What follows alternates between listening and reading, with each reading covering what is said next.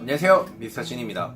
네, 오늘도 열공하고 계실 것 같은데 오늘은 이제 이 시험에 관해서 마지막 그런 내용들을 올리기 위해서 내용을 하는데, 그 내용이 마지막 한 달, 그리고 마지막 일주일, 그리고 다 전날, 그리고 당일, 이 내용들에 대해서 어떤 걸 준비해야 되고 뭐 이런 것들에 대해서 한번 좀 얘기를 하려고 하는데요.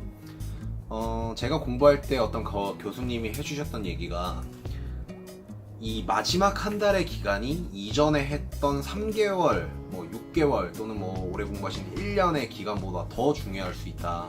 그러니까 이 기간을 잘 활용해라 라는 내용의 말을 하세요. 왜냐하면 이전까지는 약간 타의적으로 공부하는 내용들이 많을 거예요. 그러니까 시간이 좀 더 있으니까 강의를 들으면서 익숙해지고 계속 듣는 시간을 했다면, 마지막 한 달 남았을 땐 사실 그런 것들보다는 내가 가지는 시간을 가지고 공부를 마무리 짓고 공부하는 작업들을 많이 해줘야 되더라고요. 그래서 그때 제일 많이 하는 게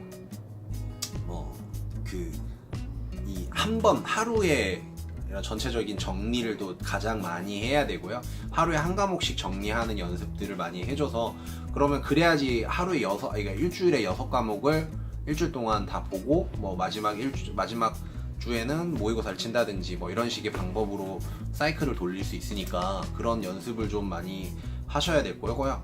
그러면은 아니 그 과목을, 그 많은 내용을 어떻게 하루 만에 끝내냐, 이런 내용의 질문을 그때 할 거라고 이제 교수님이 얘기하시면서 하셨던 내용이 정말 이게 맞는 내용인 걸로 알고 있는데, 아는 것들은 다시, 그러니까 더 명확하게 알 수 있게, 더 중요한 부분들은 알 수 있게 하되, 이것들이 꼭 나온다고 중요하든 아니면은 정말 뭐 잘 안 나오는데 뭐 나오는 출제율 빈도율이 정말 낮은 것들, 그런 것들은 아예, 그러니까 모르는 것들은 지난번에 봤는데도 이번에도 못 풀고 이해 못하는 문제들을 버리는 그 작업들을 이제 연습을 해야 된다고 얘기를 하더라고요. 그러니까 아는 것들을 습득하고 리마인드하는 것도 중요하지만, 모르는 것들을 빨리 버리고 정말 집중해야 되는 거와 선택과 집중을 좀 더 잘 해야 되는 시즌이라고 얘기를 했던 기억이 있어요.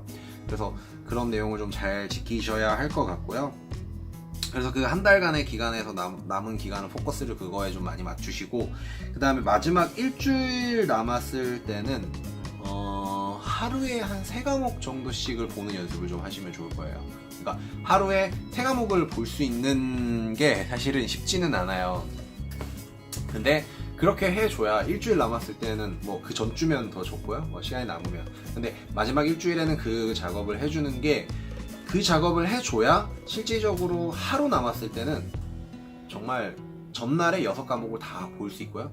전날에 6과목, 뭐 이틀 남았을 때, 하루 남았을 때 6과목을 봐주는 작업과, 그리고 그 작업을 해줘야 실질적으로 시험에 들어갔을 때 정말 뭐 각 과목마다 중간에 쉬는 시간이 30분, 1시간 정도씩 가질 수 있는데, 왜냐면 점심시간이 있는 경우도 있고, 그리고 아침에 좀 일찍 나가면은 뭐 1시간, 1시간 반 정도의 시간을 가질 수도 있기는 한데, 그때 정말 그때 볼 수 있는 양을, 그러니까 하루에 6과목을 본다라고 생각을 하고 봐놔야 당일에 갔을 때 그 쉬는 시간에 볼 수 있는 양도 또 다시 뽑아가지고 추출해서 만들 수 있는 작업을 할 수 있는 것 같더라고요.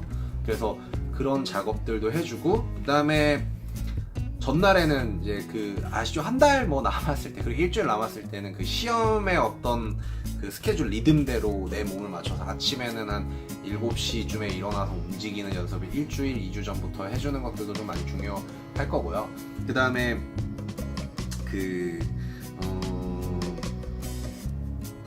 그런 작업들을 이제 전날에 하는 거고, 그리고 그 시험 당일에는 전날에 점심시간이 중간에 들어가잖아요. 그 점심시간마저도 공부를 하는 시간으로 활용할 수 있게, 쉬는 시간도 공부를 하는 시간으로 활용할 수 있게 최대한 내 움직임을 적게 하고 집중해서 그 짧은 마지막, 항상 징크스가 있잖아요. 마지막에 본 게 꼭 나온다고. 그러니까 그 마지막에 볼 수 있는 그 시간들을 많이 가질 수 있게, 점심시간이나 쉬는 시간에 쪼개서 좀 먹을 수 있게 초콜릿이라든지 견과류라든지 아니면은 샌드위치 뭐 이런 것들을 사전에 전날 사놓고 당일에 들고 갈 수 있게 봉지에 딱 싸놓고 냉장고에 넣어놨다가 딱 아침에 출발할 때 그 봉지만 딱 들고 나가서 가면서 좀 먹으면서 종이 하나 딱 들고 이러고 들고 계속 보고 그 다음에 보면서 먹고 이 작업을 할 수 있게 그런 식의 행동들을 하고, 그리고 점심시간에 꼭 그 점심을 먹어서 배가 고픈 느낌이 오지 않게, 그래서 점심을 먹은 게 너무 포만감을 가지고 또 먹으면 사실은 그 다음 시험 할 때 또 졸릴 수도 있잖아요. 뭐 너무 긴장되어 있는 상태에서 배가 불러버리면 다시 또 긴장이 풀려가지고 그 잠이 올 수도 있으니까 약간 긴장감을 살릴 수 있게 초콜릿 같은 것들로 포만감은 오지 않게, 근데 배고픔은 또 느끼지 않게 그런 시간을 쪼개서 또 공부할 수 있게 뭐 이런 식으로 만들어주는 작업을 해줘야 될 것 같더라고요. 그래서 저는 정말 시험 칠 때 마지막에 봤던 것들, 그때 제가 그 공부할 때 정리했던 내용들 보면 한 과목에 이제 A4 용지 2장짜리로 해서 그것만 제가 그때 보는 연습을 했었어요. 그러니까 전날에 이제 하루에 6과목을 보는 연습을 하면서 그거를 다시 또 어떤 파트 거기 보면 형광색들을 다시 칠해서 요 파트들은 쉬는 시간에 봐야지 라고 이제 체크를 다시 그날 마지막에 하면서 정리를 해놓고, 그걸 결국에 시험에 갔을 때 그 내용 위주로만 딱 보면서 쉬는 시간 30분, 40분, 1시간 이것들을 이용해서 활용을 했던 그런 기억이 있습니다.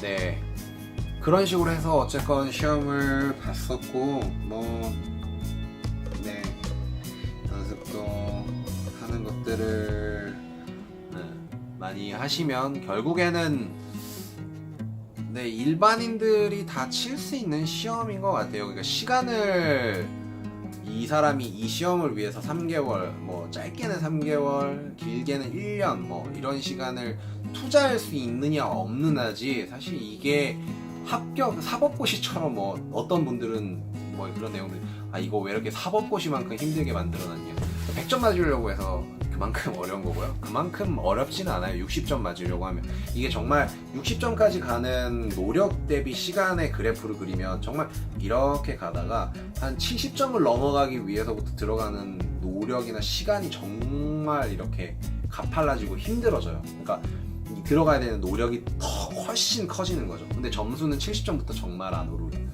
이런 구조를 많이 가지고 있어요. 그러니까 여러분도 한 60점, 70점을 맞는다라는 목표하에, 그리고 전략을 조금 더 짜서 앞에서 계속 얘기 드렸던 것처럼 전략 과목에 집중을 해서 시험을 따낼 수 있는, 마지막 과목의 그 일주일 동안은 사실 다시 한번 말하지만 민법이나 공법보다는 학개론, 그리고 공인중개사법, 세법 뭐 이런 것들 위주로 좀 많이 투자를 하시면 사실 단기간에 벼락치기가 가능한 과목들이거든요.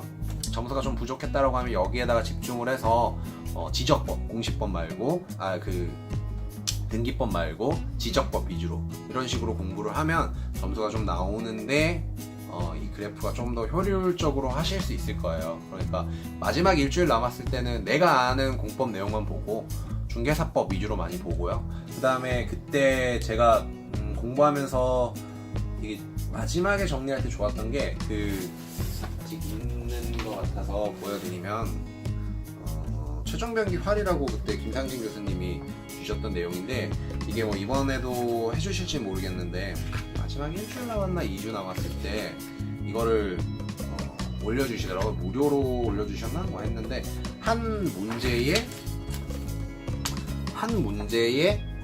10개의 그 보기를 주고 이 중에 여러 가지 복수의 답안을 맞추는 요 작업을 할 수 있게 해주셨거든요. 근데 저는 이게 진짜 많이 도움이 됐어요. 저는 여기서 정말 많이 나오더라고요. 그러니까 한 지문 문제에 대해서 나올 수 있는 문제 뱅크 같은, 여기서 안에서 나온다 이런 것들을 바탕으로 교수님이 만들어 주셨는데, 중개사법 저는 마지막에 이거만 거의 좀 많이 봤었어요. 그래서 이거에서 내가 모르는 거 아는 거 체크해서 요거는 진짜 봐야겠다, 내가 왜 이걸 놓쳤지, 뭐 이런 것들은 체크해주면서 이런 식으로 해서 마지막에 정리를 좀 했었는데, 이런 것들이 좀 많이 도움이 됐던 것 같아요. 중개사법에 집중하고, 그러니까 좀 다른 접근 방법이잖아요.